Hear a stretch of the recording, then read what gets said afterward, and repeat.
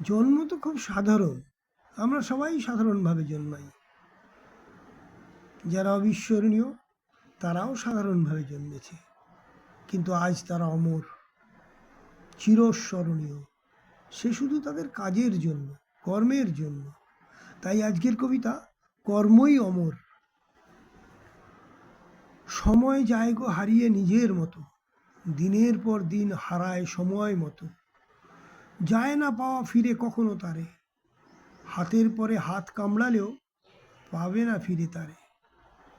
তাই সময় থাকতে সকল কর্ম সারো, যত পারো কর্ম করো, যত পারো।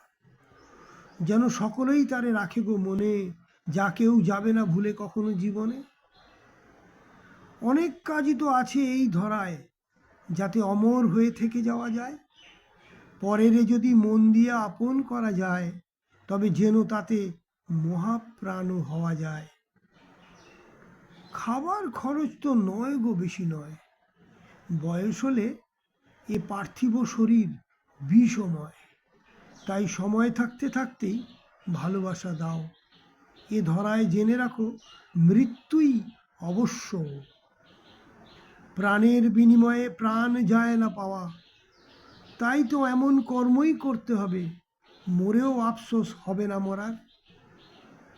ভাবতে হবে কিছু তো একটা হলো, যা অমর।